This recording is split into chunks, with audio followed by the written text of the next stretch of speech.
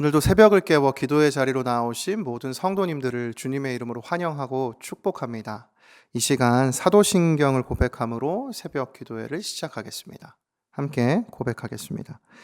전능하사 천지를 만드신 하나님 아버지를 내가 믿사오며 그 외아들 우리 주 예수 그리스도를 믿사오니 이는 성령으로 잉태하사 동정녀 마리아에게 나시고 본디오 빌라도에게 고난을 받으사 십자가에 못 박혀 죽으시고 장사한 지 사흘 만에 죽은 자 가운데서 다시 살아나시며 하늘에 오르사 전능하신 하나님 우편에 앉아 계시다가 저리로서 산자와 죽은 자를 심판하러 오시리라. 성령을 믿사오며 거룩한 공회와 성도가 서로 교통하는 것과 죄를 사하여 주시는 것과 몸이 다시 사는 것과 영원히 사는 것을 믿사옵나이다. 아멘. 말씀을 사모하는 마음으로 찬송가 280장 함께 찬양하겠습니다.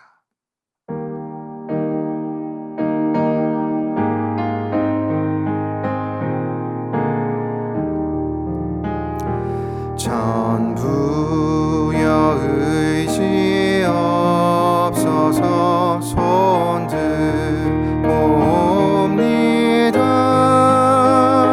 주 나를 외면하시면 나 어디 가리까.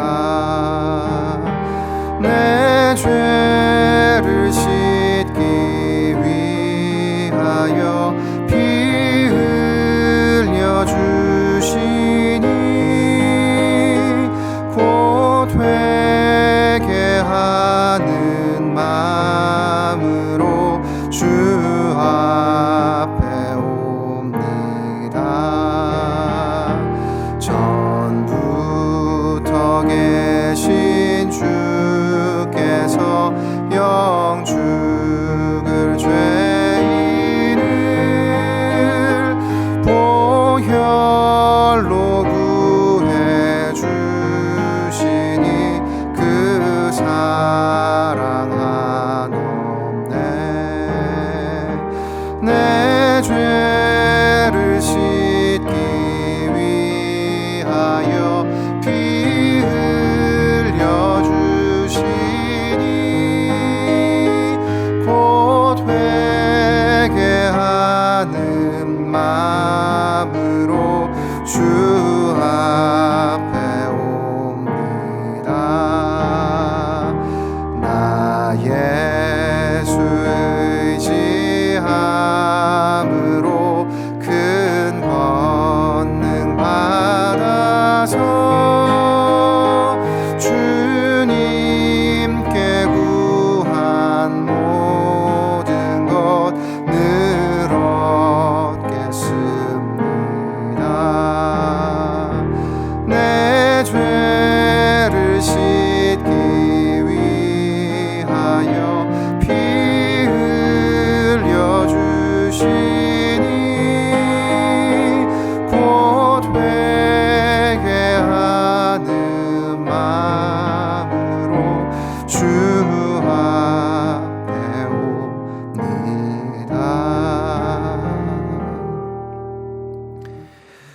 오늘 함께 나눌 말씀은 욥기 31장 35절에서 40절까지의 말씀입니다. 욥기 31장 35절부터 40절까지 말씀 함께 봉독하겠습니다. 누구든지 나의 변명을 들어다오. 나의 서명이 여기 있으니 전능자가 내게 대답하시기를 바라노라. 나를 고발하는 자가 있다면 그에게 고소장을 쓰게 하라. 내가 그것을 어깨에 매기도 하고 왕관처럼 머리에 쓰기도 하리라. 내 걸음의 수효를 그에게 알리고 왕족처럼 그를 가까이 하였으리라. 만일 내 밭이 나를 향하여 부르짖고 밭이랑이 함께 울었다면, 만일 내가 값을 내지 않고 그 소출을 먹고 그 소유주가 생명을 잃게 하였다면, 밀 대신에 가시나무가 나고 보리 대신에 독보리가 나는 것이 마땅하니라 하고 욥의 말이 그치니라. 아멘. 욥기는 하나님께서 인정하신 의인이었던 욥에 대해 사탄이 의심을 가지는 것으로부터 시작이 됩니다. 그 사탄이 가진 의심이 드러나는 구절이 욥기 1장 9절인데요. 한번 보십시오. 사탄이 여호와께 대답하여 이르되 욥이 어찌 까닭없이 하나님을 경외하리이까. 욥이 하나님을 경외하고 따르는 이유가 분명히 있을 것이라는 사탄의 생각에 대해서 하나님께서는 욥의 의로움을 주장하십니다. 그래서 사탄에게 욥의 믿음을 시험하도록 허락하셨고, 사탄이 여러 고난을 욥에게 겪게 하며 이 욥기의 이야기가 시작이 됩니다. 그래서 이 욥기는 욥이 겪었던 고난에 대해서 욥과 세 친구들이 나누는 이야기가 주된 내용인데요. 이 욥의 세 친구들이 전하는 이야기의 핵심이 있습니다. 그것은 고난에는 반드시 그 원인이 있다는 것입니다. 그래서 욥에게 찾아와서 욥에게 고난이 찾아왔다면 욥이 어떤 죄를 저질렀을 것이다 라고 친구들이 이야기해요. 계속해서 이 주장을 합니다. 욥기 4장 7절과 8절을 한번 보십시오. 생각하여 보라. 죄 없이 망한 자가 누구인가? 정직한 자의 끊어짐이 어디 있는가? 내가 보건대 악을 밭 갈고 독을 뿌리는 자는 그대로 거두나니. 욥기는 계속해서 욥의 유죄를 증명하는 이 세 친구들과 자신의 무죄를 증명하는 욥의 이 대립이 팽팽하게 이어집니다. 그 가운데 오늘 살펴보는 이 핵심장인 31장 말씀은 욥이 마지막으로 자신의 최후 변론을 들려주는 장이에요. 이 욥기 31장은 오늘 읽었던 35절 앞부분까지 1절부터 34절 이 긴 구절을 할애해서 욥은 자신의 무죄를 철저하게 증명합니다. 그리고 그 이후 오늘 읽은 본문은 하나님 앞에 욥 자신이 무죄이기 때문에 욥 자신이 부끄럼 없이 떳떳하다라고 스스로 선포하는 내용입니다. 특별히 욥은 자신이 악한 일도 하지 않았고 간음도 하지 않았고 잘못된 판결도 하지 않았다고 이야기하고요. 자선을 베풀며 살았고 재물과 우상을 숭배하지도 않았고 또 비열한 인생을 살지 않았다고 주장해요. 그러면서 최종적으로 욥이 자신의 의견을 말하는데요. 이 욥의 고백이 굉장히 인상적입니다. 본문 35절과 36절입니다. 누구든지 나의 변명을 들어다오. 나의 서명이 여기 있으니 전능자가 내게 대답하시기를 바라노라. 나를 고발하는 자가 있다면 그에게 고소장을 쓰게 하라. 내가 그것을 어깨에 매기도 하고 왕관처럼 머리에 쓰기도 하리라.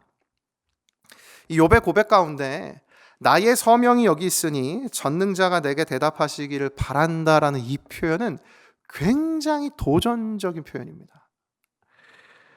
그러니까 하나님 앞에 자신은 완전한 무죄이기 때문에 하나님, 만약에 제가 유죄라면 당신이 나에게 유죄인 이유를 설명해 주십시오라는 굉장히 도전적인 표현인 것입니다. 곧 욥은 자신은 절대로 고난받을 만큼 하나님 앞에 불의했던 적도 없고 그렇게 살아가지도 않았다라는 자신감에 가득 차서 이와 같은 고백을 한 것입니다. 욥기의 첫 시작에서 하나님 분명히 욥이 의롭다라고 사탄에게 말씀해 주셨습니다. 그렇습니다. 욥은 분명히 의로운 사람이었습니다. 그런데 오늘 이 고백을 하는 욥이 한 가지 간과했던 사실이 있습니다. 그것이 바로 로마서 3장 23절 말씀입니다.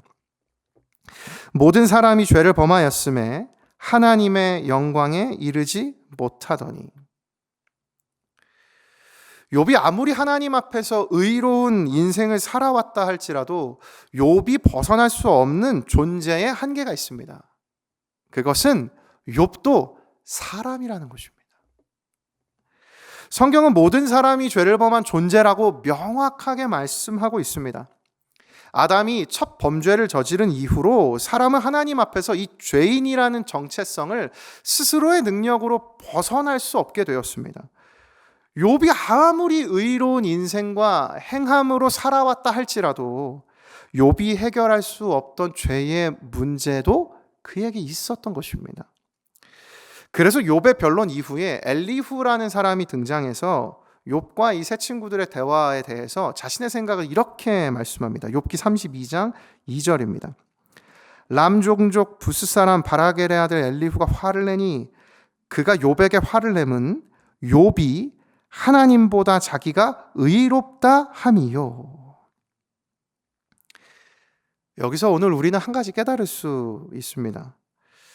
아무리 의로운 인생을 살아간다 할지라도, 아무리 의로운 행위를 한다 할지라도 우리의 노력으로는 완전한 의로운 사람이 될 수 없다는 것입니다.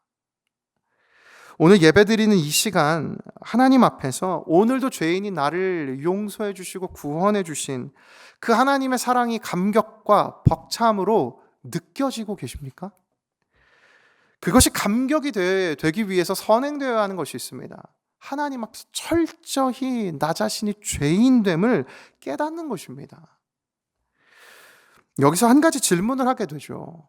아니, 욥은 의롭지 않았는데, 그럼 욥도 죄를 지은 죄인이었다면 하나님이 결코 의롭다라고 하실 수 없으셨을 텐데 어떻게 하나님은 욥을 의롭다라고 말씀해 주셨을까요? 이 부분에 대해서 그 이유를 크리스토퍼 애쉬라는 학자가 이렇게 설명합니다. 한번 들어보십시오. 욥기 31장에서 욥이 주장하는 무죄는 주 예수 그리스도의 완전한 순종을 통해 전적인 은혜로 그에게 전가된 무죄이다. 요약하면 욥이 의로운 행위를 보였기 때문에 하나님께서 그를 의롭다고 여겨주신 것이 아니라 그리스도의 완전한 순종을 통해 전적인 은혜로 그에게 전가된 무죄, 그 죄 없음을 보시고 예수 그리스도의 의로움을 보시고 하나님께서는 욥도 의롭다라고 말씀해주고 계셨던 것입니다. 따라서 하나님께 인정받은 욥의 의로움은 욥의 의로움이 아니라 예수 그리스도의 의로움이었다는 것입니다. 오늘 말씀을 묵상하며 이 지점에서 우리는 예수 그리스도를 떠올리게 되죠. 하나님이 인정하신 의인의 삶을 살아간 욥이지만 그의 의로움은 욥 자신이 만들어낸 의로움이 아닙니다. 예수 그리스도께서 그에게 부여해 주신 의로움입니다. 이 의로움이 오늘 예배드리는 우리에게도 필요합니다. 오늘 말씀을 통해 우리 자신을 하나님 앞에서 비추어 보기 원합니다. 하나님, 오늘 저의 모습도 어쩌면 이 욥과 같이 하나님 앞에서 하나님보다 내가 더 의롭다라고 주장하는 그런 마음과 그런 모습으로 변해가고 있는 것 아닙니까? 그렇다면 오늘 이 새벽 하나님 앞에 우리의 이 모습을 말씀에 비추어 점검해야 합니다. 그리고 다시 돌이켜야 됩니다. 하나님, 철저한 죄인인 저를 구원해 주시니 감사합니다. 아무것도 하나님 내세울 것 없는 나의 이 부족함을 주님이 의롭다고 예수 그리스도의 의로움을 통해 여겨주심에 감사드립니다. 오늘 우리의 인생에 이 의로움이 필요합니다. 오늘 말씀을 통해서 무한한 은혜가 필요한 죄인임을 다시금 기억하기를 소망합니다.